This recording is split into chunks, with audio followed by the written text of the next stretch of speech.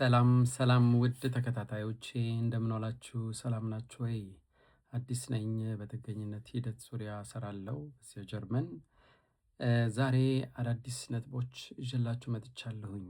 እነኚህ ነጥቦች በአብዛኛው ጊዜ ከደንበኞች የመጡ እንዲሁም የነሱን ችግሮች እንዴት እንደተፈቱ ወይም የነሱ ችግሮች እንዴት እንደተባባሱ የሚያሳዩ ነጥቦች ናቸውና ፕሊዝ በደንብ ተከታተሉኝ። አዲስ ቺክ ዩቲዩብ የእናንተው ቤተሰብ ነው። ለዚህ ቤተሰብ ደግሞ እንግዳ የሆናችሁ ሰዎች ካላችሁ ፕሊዝ ጆይን አርጉን። በዩቱብ አዲስ ቺክ ዩቲዩብ ነው።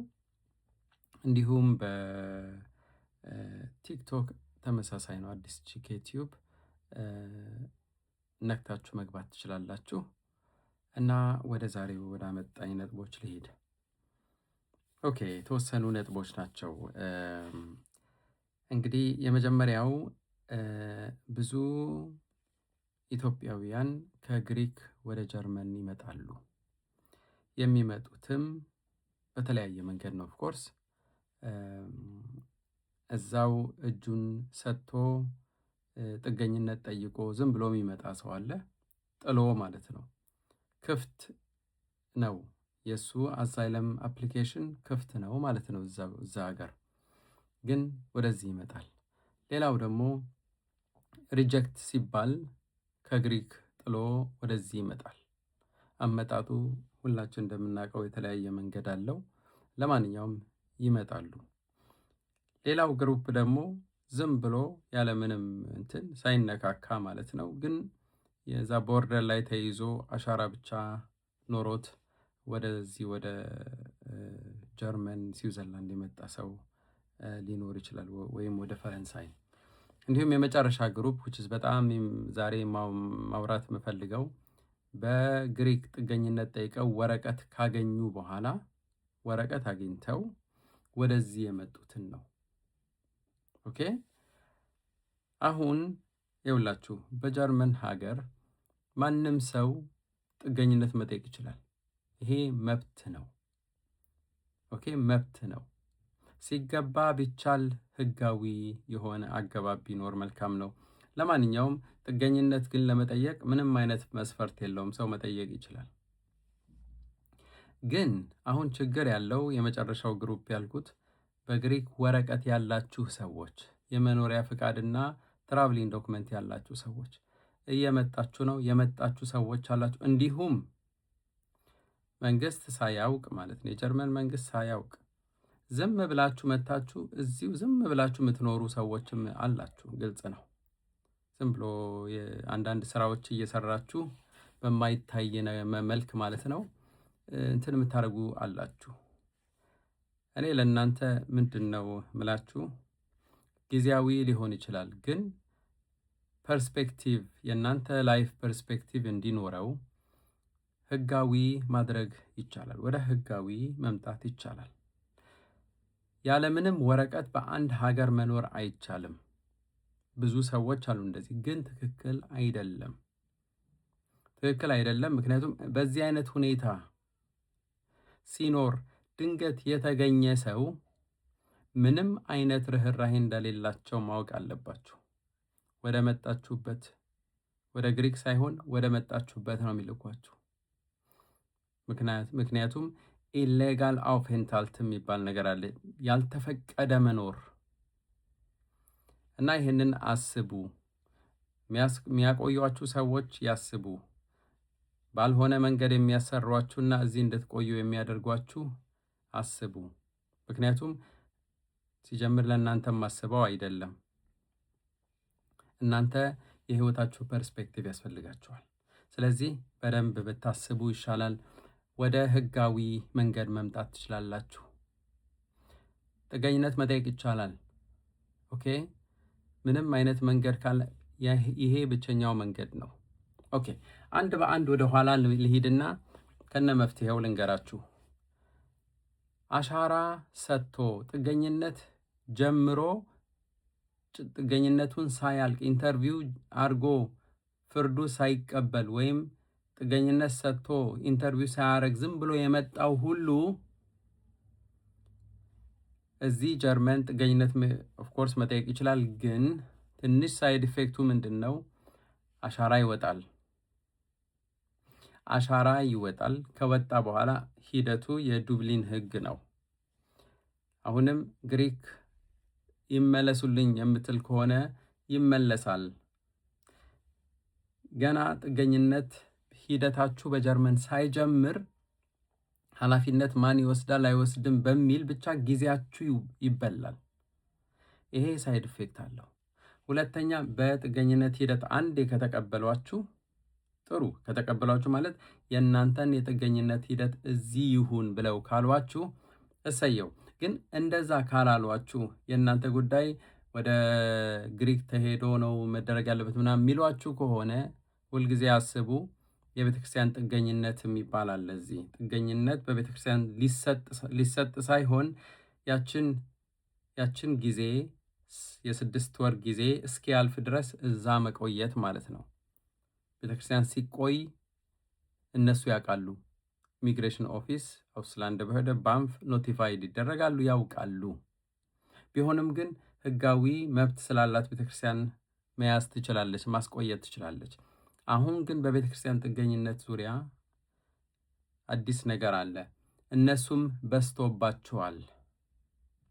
ኦኬ፣ በዝቶባቸዋል። እየበዛባቸው ስለሆነ እምቢ እያሉ ነው፣ እየከለከሉ ነው።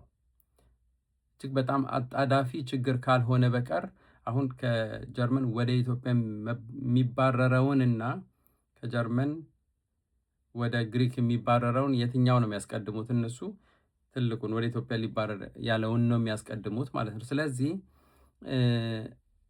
በራሳቸው ላይ ችግር ያመጣል። ግን አንዴ ጥገኝነቱ እዚህ ነው የሚደረገው ተብሎ ከተወሰነ በኋላ ኖርማል ይቀጥላል። በግሪክ ሀገር አሁንም ፍርዳችሁን ወስዳችሁ ሪጀክት የተባላችሁትን እነሱስ እናንተንስ እንዴት ነው የሚታየው? አሁንም ውሳኔ ሲሰጥ ኖርማሊ ጀርመን ትራክ ማድረግ ትችላለች፣ ይህንን ጉዳይ መጠየቅ ትችላለች። ግን በእናንተ ፍቃድና በዛ ሀገር ፍቃድ መሆን አለበት።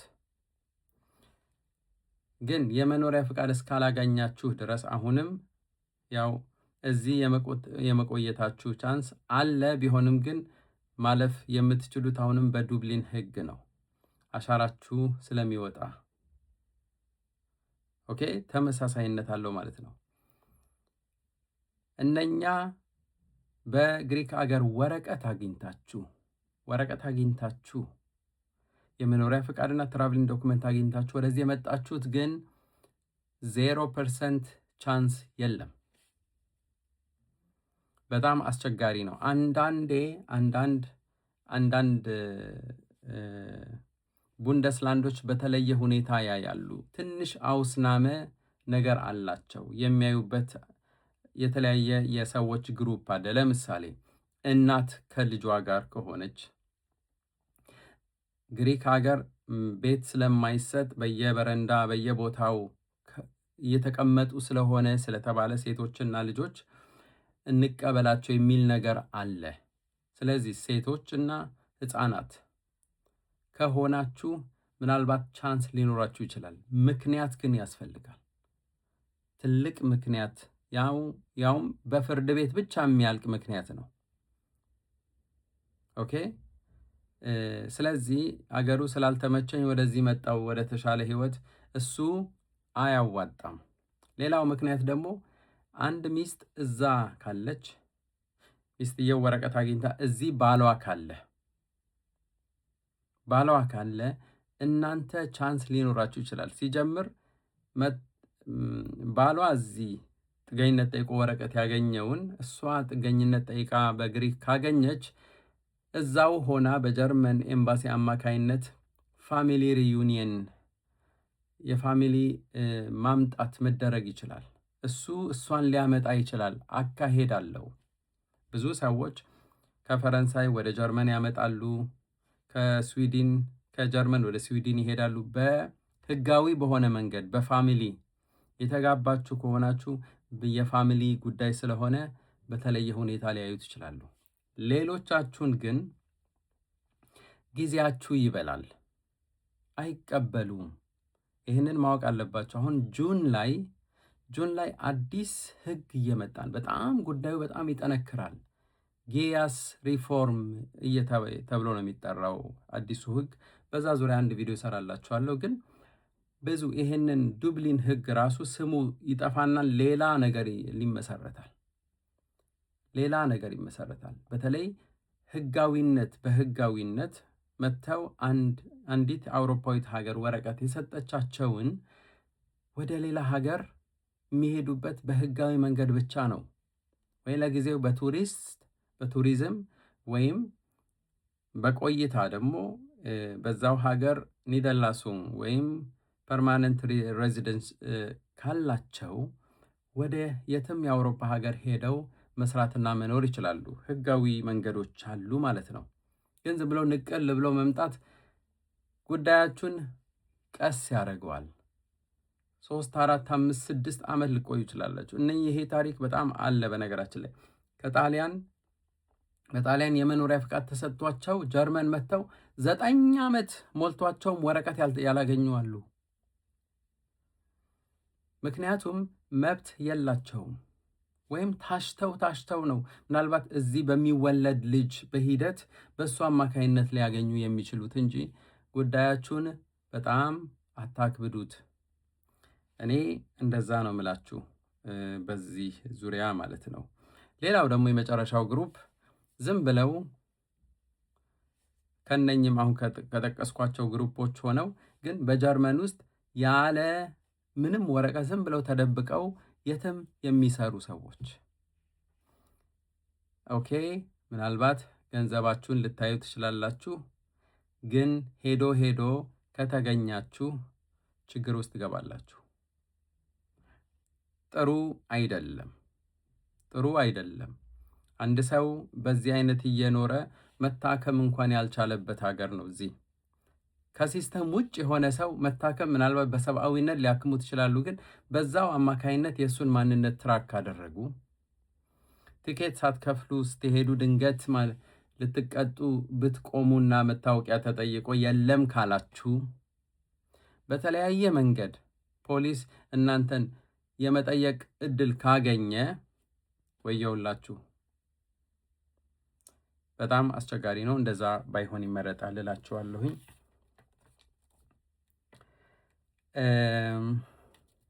ሌላው ደግሞ ከኢትዮጵያ እዚህ ሆናችሁ ኢትዮጵያውያን ጥገኝነት በጀርመን ወይም በአውሮፓ ጠይቃችሁ፣ በተለይ በጀርመን ጠይቃችሁ ወረቀት ተሰጥቷችሁ ሚስት ወይም ሚስቶቻችሁን ወይም ሴቶች ደግሞ ባሎቻችሁን የምታመጡ እንደዚህ ተጀምሯል። ሚስት ወይም ባል ከመጣ በኋላ ወደ ኢትዮጵያ ወደ ጀርመን ጥገኝነት እንደገና እንዲጠይቅ እየተደረገ ነው። ይሄ በአብዛኛው በኤርትራውያን፣ በሌሎች አፍጋኖች፣ በሌሎችም እየታየ ያለ ነገር ነውና ኢትዮጵያውያንም ምንም እነሱ ከየትም መጣን ከየትም አይሉም። ህግ ነው። ጥገኝነት ትጠይቅ፣ ሚስትህ አምጥተህ አስመጥተህ ጥገኝነት ትጠይቅ ልትባል ትችላለህ። እንደ ክፉ አትዩት ምክንያቱም በፋሚሊ ሪዩኒየን የሚገኘው የመኖሪያ ፍቃድ ፓራግራፍ 30 ነው። አውፌንታልትገሰትዝ የመኖሪያ ህግ በጀርመን በዛ አማካይነት ነው የመኖሪያ ፍቃድ የሚገኘው። ግን እንደ ጋባዡ ወረቀት እንድታገኝ የበለጠ ነው፣ የጥገኝነት ወረቀት የበለጠ ነው። በተለይ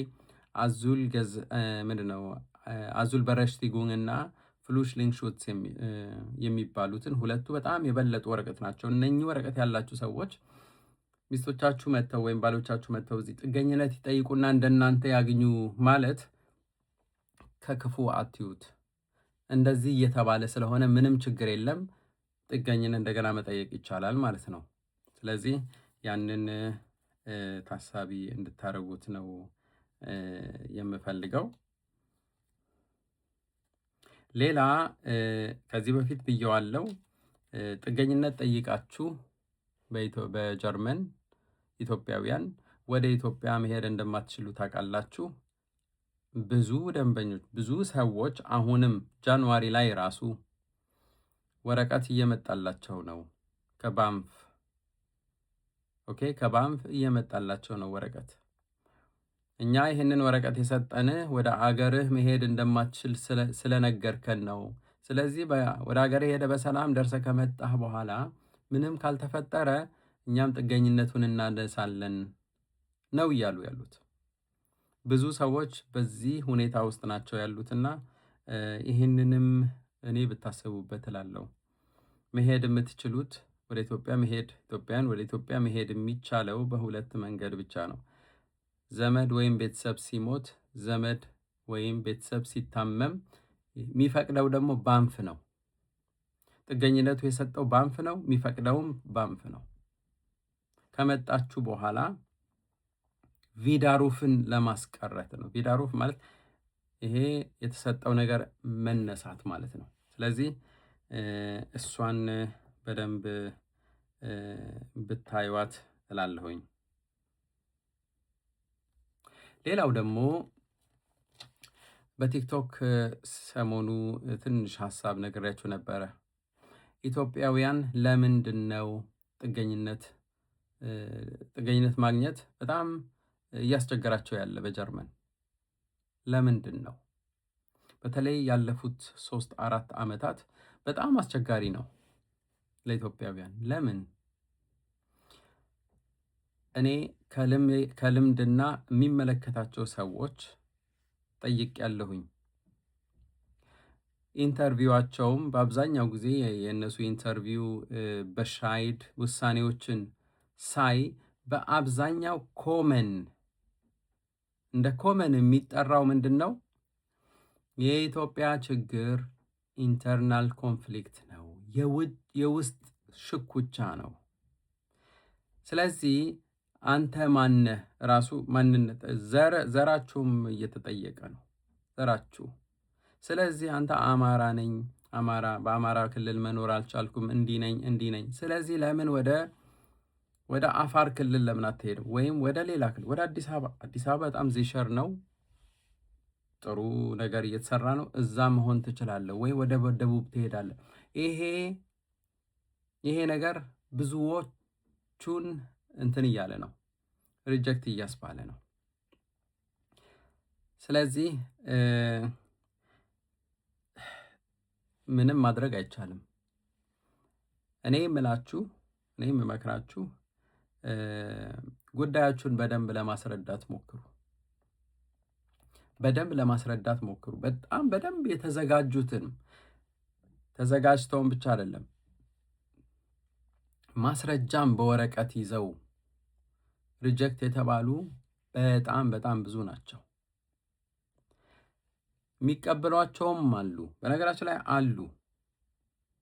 ግን በአብዛኛው ሪጀክት ነው የሚባለው የኢትዮጵያ ጉዳይ። ምክንያቱም የኢትዮጵያ ችግር እንደ አንድ ዲክታቶር አይደለም ብለው ነው የሚያስቡት። ወይም ግጭት እና የሃይማኖት ኮንፍሊክት የለም። ኦፍኮርስ የጎሳ ምናምን የሚባል ነገር አለ። ግን እነሱ ኢንተርቪው ሲያደርጉ መረጃ አላቸው፣ ለጉዳዩ ተዘጋጅተዋል። ኦኬ፣ ኢንተርቪው የሚያደርግ ሰው እዛ ያለ ሰራተኛ በዛ ኢንተርቪው በሚያደርገው ሀገር ላይ ኢንፎርሜሽን አለው፣ በቂ ኢንፎርሜሽን አለው።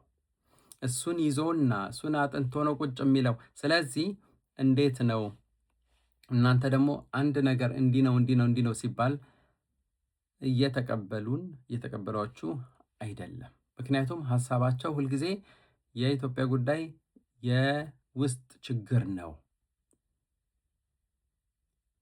እና ይሄ ነው እውነቴን ነው። ከዚህ በፊት ብዙ ነገሮች ነበሩ። እስቲ ያለፉት 6-7 ዓመታት ስንሄድ በዚህ የኦሮሞ ችግር እንደነበረ፣ በዛም እጃቸውን ሰጥተው ምን ብለው ወረቀት ያገኙ ሰዎች አሉ። ከዛ በኋላ ያንን ችግር ደግሞ ወደ በትግራይ ደግሞ እንደዛ ተብሎ ወረቀት የተሰጣቸው ሰዎች አሉ። አሁን ደግሞ ወደዚህ ወደ አማራ እንደዚህ ወረቀት ያገኙ አሉ። ግን በጣም ጥቂት ናቸው እና እየቀነሰ ነው ያለው። ለኢትዮጵያ ያላቸው ጥገኝነት የመስጠት እንትን ዝንባሌ በጣም ይቀንሳል ከሌሎች ሀገሮች ሳየው። ስለዚህ መደረግ አለባቸው ብዬ የማስበው እኔ ይውላችሁ እናንተ ዲስከሬጅ ለማድረግ አይደለም፣ እናንተን ለማስከፋት አይደለም። እየመጡ ያሉ መንገድ ላይ ያሉ መጥተው አሁን ጥገኝነት ለመጠየቅ እየተዘጋጁ ያሉ ጠይቀው ቁጭ ብለው እየጠበቁ ያሉ እናንተን ለመንካት አይደለም። አይ ቲንክ እውነታውን አንዳንዴ መናገር ስላለብኝ ነው፣ ያሉት ነባራዊ ሁኔታዎችን መናገር ስላለብኝ ነው። ስለዚህ ይሄ ነው። እችን ነገር ታክል ለማድረግ ሞክሩ። በተለይ ያው እንግዲህ ሁለት ጥያቄዎች እንዳሉ ታውቃላችሁ አይደለ? ለምን ከአገርህን ጥለህ መጣህና ለምን ወደ አገርህ ስትመለስ ምን ትሆናለህ? የመጀመሪያው ኦልሞስት ማንንም እያመኑ አይደለም። ለምን ጥለህ መጣህ? የሚሰጡ ምክንያቶች ብዙ ሊሆኑ ይችላሉ። እኔ በጣም ብዙ ሰዎችን በተለያየ መንገድ ለማስረዳት ለማዘጋጀት እሞክራለሁ። ቢሆንም ግን የነሱ ዋና እንትናቸው ኖ እዚህ ሀገር ደህና አንጻራዊ ሰላም አለ፣ ሰው መኖር ይችላል። እዚህ ሀገር የትንሽ የጎሳ ወይም የእንትን ሽኩቻ የውስጥ ኢንተርናል ኮንፍሊክት ነው። እሱ ደግሞ ከቦታ ወደ ቦታ እዛው ሀገር ሆኖ ከአንድ ቦታ ወደ ሌላ ቦታ ተሰደው መኖር ይችላሉ የሚል እምነት ነው ያላቸው። ስለዚህ በደንብ መዘጋጀት ደግሞም ይህንን በማሰብ መዘጋጀት መልካም ነው እና በአብዛኞቻችሁ ምናልባት መምጣት የምትፈልጉ ሰዎች ፕሊዝ፣ እኔ ጥገኝነት የሚጠይቁ ሰዎችን አማክራለሁ፣ ግን ጥገኝነትን አላበረታታም። ሌላ መንገዶች አሉ። እየወጣችሁ ያላችሁ ወይም ለመውጣት የምታስቡ ሰዎች ሌላ መንገዶች አሉ። ለምሳሌ እድሜያቸው ከ19 እስከ 24 ያሉ ሴትና ወንዶች ወደ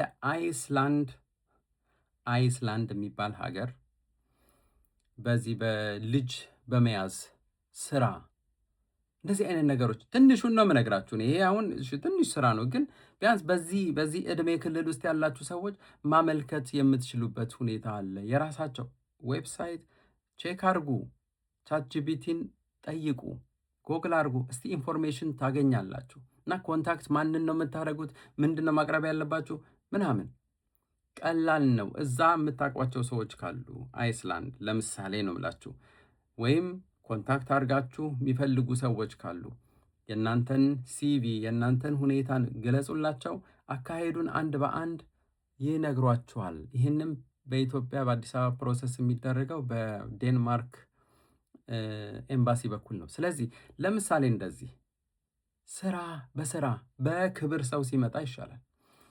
ሌላው በትምህርት ወይ እዚህ ጀርመን ውስጥ ያሉ ባለሀብት ኢትዮጵያውያን ካሉ ሰራተኞቻችሁ ከኢትዮጵያ እኮ መምጣት ይችላሉ። ምንም እኮ ይቻላል።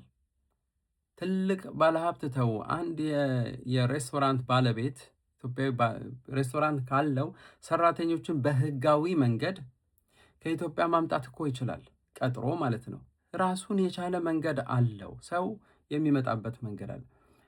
እዚህ ትላልቅ ተቋማት ያላችሁ ሰዎች ሰራተኞቻችሁ ከኢትዮጵያ ማምጣት ትችላላችሁ። ይህን ስደት እስቲ በክብር መቀየር ይቻላል ማለት ነው። እና እነኚህን ፖይንቶችን እውነት ብናስባቸው መልካም ነው። በክብር ይመጣ። ኦኬ፣ ሌላ ደግሞ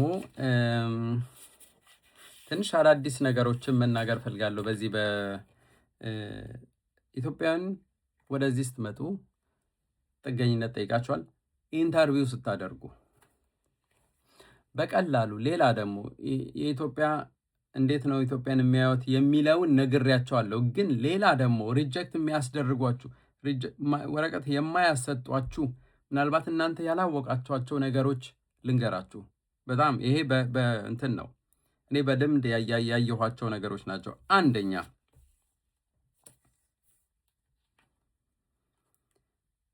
የመጣችሁበት ዋና ምክንያት የሆነ አታቅልሉት። ጥገኝነት ሲጠየቅ እኔ እዛ ትምህርት መማር ስላልቻልኩኝ ትምህርት ልማር ነው፣ እንደዚህ ብሎ ነገር የለም። ይህንን ያውቁታል። ኢትዮጵያ ውስጥ እኮ ከማናቸውም አፍሪካውያን ምናልባት ያልተናነሰ ብዙ ዩኒቨርሲቲዎች ያሉበት ሀገር ነው። ስለዚህ በትምህርት መምጣት ሰው ይችላል፣ ግን በህጋዊ ይምጣ ይችላል። ህይወት ከበደ፣ ኢትዮጵያ በጣም ህይወት ከባድ ነው እንዴ? እንደዚህ አይባልም። እንደዚህ እነሱ የሌላ ሰው ህይወት ማቅለያ አይደሉም። እንደዛ ነው የሚያስቡትም። ኖ አይሆንም። ህይወት ከበደ ጥሩ ህይወት የለኝም ምናምን የሚለው እዛ ኖ፣ ይሄን ምክንያት አይሆንም። የጥገኝነት ምክንያቶች ግልጽ ተደርገው ተጽፏል። አርቲክል 16 ኤ ላይ ግሩም ገዘት ላይ አንድ ሰው በፖለቲካ አመለካከቱ በካንትሪ ኦፍ ኦሪጅን በሀገሩ የተገፋ እንደሆነ በሃይማኖት ይላል፣ በሃይማኖት በጎሳ በጾታ በተለያዩ ምክንያቶች የተገፋ የተሰቃየ ፈፈልጉን አይደል የሚሉት ፐርሰኪዩሽን የተሰቃየ ስቃይ የደረሰበትን ያገኛል። በቃ ጥገኝነቱን ይሰጠዋል። እና እንደዚህ ላይ ፎከስ ጥገኝነት ለሚጠይቅ ሰው እነኝን ፎከስ ያርግ ማለት ነው። በዛ መልኩ ነው መሆን የሚችለው። ሌላ ደግሞ ኢንተርቪው ስትጠሩ ኩስስ ብላችሁ አትሄዱ። ይቅርታ እንደዚህ አይባልም ለሰው ግን እኔ ማናችሁንም እንትን ለማለት አይደለም፣ ግን ቆሸሽ ብሎ ዝም ብሎ አይኬድም። ብዙ ጊዜ የምንዘናጋው እዚህ ነው። ለሰውየውም ለኢንተርቪው ለሚያደርጋችሁም ሰው እንዲሁም ለቢሮውም ለሙያውም ክብር መስጠት ያስፈልጋል። መዘጋጃ ቤት ሰው ሲሄድ አይ ቲንክ የሆነ ጽድት ብሎ ነው የሚሄደው። እኔ እንትን ኮት ምናምን ደርባችሁ በስና እንደዛ አላልኩም፣ ግን በደንብ የሆነ ስርዓቱን የጠበቀ አለባበስ ክብርን የሚያሳይ ምን ያሳያል መሰላችሁ? አንድ ሰው ወዲያውኑ ሰውን ለመጀመሪያ ጊዜ አዲስ ሰው ሲያይ ምንድነው ፈርስት ኢምፕሬሽን? ይሄ ሰውዬ ከበድ ይላል ሁኔታው። እነሱም እኮ ይላሉ አበሻ ብቻ አይደል የሚለው፣ እነሱም የሚሰማቸው ነገሮች አሉ ማለት ነው። ስለዚህ ፕሊዝ የሆነ በቃ ዲሰንት የሆነ ሞደስቲ ያለው አለባበስ ሰው ቢለብስ እላለሁኝ ማለት ነው። ሌላ ኦፍኮርስ ኢንተርቪው ላይ ውሸትና እውነት የሚባል ነገር የለም ማለት ሰው መዘጋጀት አለበት። ግን ለማሳመን ነው። ቁጭ ስትሉ ከፊት ለፊታችሁ ነው። ስለዚህ አቀማመጣችሁ ቀና በል በስነ ስርዓት የሆነ ፕሬዘንተብል ሁን እና ለማሳመን የመጣ ሰው ጉዳዩን ለማስረዳት የመጣ ሰው ድምፃችሁን ከፍ በጣም አታርጉ። ቁጣ ይበላችሁ። ረጋ ብላችሁ ጉዳያችሁን የክርክር መንፈስ ግን በክብር ማድረግ ትችላላችሁ። ሌላ በጣም ብዙዎቻችን የምንሸወደው ኢንተርቪውን ኮንትሮል አታርጉ። እሱን ነው እንዴ? እሱንማ ቅድም ብያለሁ እኮ። አይ እሱን እኮ ልገልጽልህ ሞከርኩና አስቆምከኝ እኮ። እሱን እንትን ኮንትሮል ለማድረግ ኖ። ዝም ብላችሁ መልሳችሁን ብቻ ነው የምትመልሱት። እሱ ጋር ነው የመጣች። ሰው ቤት ስትሄዱ ዝም ብላችሁ መቅለብለብ የለም። የሆነ በዲሰንት ነው። እሱ ነው የቤቱ ሰው። ይታዘባችኋል። የምታወሩት ብቻ አይደለም እንቅስቃሴያችሁን ሁሉ ያየዋል እኮ ያስተውለዋል። እና ፕሊዝ እነኝን ነገሮች ታሳቢ ብታደርጉ። ሌላው ደግሞ ትዕግስት ይኑራችሁ፣ ታገሱ። ተመሳሳይ ጥያቄ 7 ጊዜ ሊጠይቃችሁ ይችላል በተለያየ መንገድ። እሱ ውሸት ነው ወይ እውነት የሚለውን ለማወቅ ብዙ ታክቲኮች ይጠቀማል። በዚሁ ትሬንድ ሆነዋል፣ ተምረዋል። ዋናው ኢንተርቪው የሚያደርጋችሁ እኮ ለማወቅ እኮ ነው። ይገባዋል ወይ አይገባውም፣ የሚያወራው ትክክል ነው ወይ አይደለም። ይህን ስለሆነ በትዕግስት ለምን ተመሳሳይ ጥያቄ ብዙ ጊዜ መመለስ ትችላላችሁ። ሌላ ደግሞ የሆነ ነገር ጠየቃችሁ፣ እንዴ አላውቅም እኮ የሰው ነው፣ ምን ችግር አለው? አላስታውስም እኮ መልካም ነው፣ ኖርማል ነው። አይ እርግጠኛ አይደለሁም ይባላል እኮ ሰው ነን። የሆነ ነገር ሲጠይቃችሁ አትገምቱ። ገምታችሁ አትገምት፣ አትፍጠር። ፈጥረህ ዝም ብለህ አታውራ፣ አይሆንም። እና ይሄንን ነገር ባስተዋለ ቁጥር ቢጠይቃችሁ ሰው ሪሊ ችግር ውስጥ ነው የሚያስገባችሁ በጣም ስትገምቱ። ምክንያቱም መልሶ ራሱን ጥያቄ እንደገና በሌላ መልኩ ስለሚጠይቃችሁ ማለት ነው። ቀደም እንደነገርኳችሁ ያው እነኚህ ሁለቱ ጥያቄዎቹን በደንብ አድርጋችሁ መዘጋጀት መጀመሪያ አለባችሁ። ለምንድን ነው ከሀገርሽ የወጣሽው? ወደ ሀገርሽ ከተመለስ ምን ትሆኛለሽ? እነኚህ ጥያቄዎች ምንም ያለምንም ጥያቄ ቀደም ብላችሁ በደንብ ጽፋችሁ ተዘጋጅታችሁ መሆን አለበት። በ5ቱ WH questions መንበተን መቻል አለበት። ምንድን ነው የተፈጠረው? መቼ፣ የት፣ እንዴት፣ ለምን። ለምን አንድ ነገር ታሰርኩ ከሆነ እስቲ በ5ቱ ካልተበተነ አልተዘጋጃችሁም። እናንተ ምንም ብትሄዱም ዋጋ የላችሁም ማለት ነው። እና እነኚህ ነገሮች ፕሊዝ በጣም እንትን ማለት አለባችሁ። ከደከማችሁ ኦኬ፣ ምግብ ይዛችሁ ሂዱ፣ ውሃ ይዛችሁ ሂዱ፣ ካፌ ይዛችሁ ሂዱ። እንዴ አንዳንዴ ዝም ብሎ ራምብል ከማር ዝም ብሎ ያልሆነ ነገር ከማውራት እንትን ማድረግ ያስፈልጋል። ትንሽ ፓውዛ ፈልጋለሁ። ደግሞ አንዳንድ ኢሞሽናል የሚያደርገ ሴቶች በተለይ አንዳንድ የመደፈር ወይም የሌላ እንደዚህ አይነት ነገሮች ችግሮች አጋጥሟችሁ ማውራት የአበሻ ሴት ትንሽ እንደዚህ አይነት አርዕስት ላይ ብዙ አያወሩም። ስለዚህ አለማውራት ይቻላል። ያላወራሽበት ምክንያት ግን ተናገሪ። የሆነ የህሊና ቁስልሽን የሚቀሰቅስ ከሆነ ማልቀስ ይቻላል። ኢሞሽናል ሞድ ስቲል ሰውየው ይረዳል። ያልሆነ ነገር ግን ማሳየት እንትን አይደለም። መረጃዎቻችሁን ልትሰጡ ትችላላችሁ። መረጃዎች በራሳቸው ብቻ አስፈላጊ ናችሁ፣ ግን በራሳቸው ምንም አያደርጉም። መረጃ ሰጣችሁ፣ ልክ መረጃ እንዳልሰጣችሁ ሆናችሁ በደንብ አድርጋችሁ ስለ መረጃውን ማውራት ይኖርባችኋል። እሱ ኢንተርቪው የሚያደርገው መረጃውን ሳይሆን እናንተን ነው። እናንተን ስለሆነ ፕሊስ በደንብ ተዘጋጅታችሁ መቅረብ ይኖርባችኋል እላለሁኝ ወገኖች። አይ ሆፕ እየተከታተላችሁኝ ነው፣ በደንብ ገብቷችኋል ብዬ አስባለሁ። ያ እንግዲህ ለዛሬ ያቀረብኩላችሁ ያዘጋጀሁላችሁ እነኚህ ነጥቦች ናቸው። አይ ሆፕ በደንብ ይጠቅሟችኋል ብዬ አስባለሁ። በተለይ ለሚመለከታችሁ ሰዎች፣ አዳዲስ ለሆናችሁ ለዚህ ቻናል ማለት ነው፣ ፕሊዝ አዲስ ጂኬ ቲዩብ ጆይን አድርጉ፣ ተሳተፉ፣ ሰብስክራይብ አድርጉ። ይመለከታችኋል ብላችሁ ለምታስቧቸው ደግሞ ያው ላኩላቸው እላችኋለሁ። ስለነበረን ጊዜ በጣም አመሰግናለሁ። በግል እንዳማከራችሁ የምትፈልጉ ሰዎች በውስጥ መስመር ኮንታክት አድርጉኝ። መልካም ጊዜ። ቻው ቻው።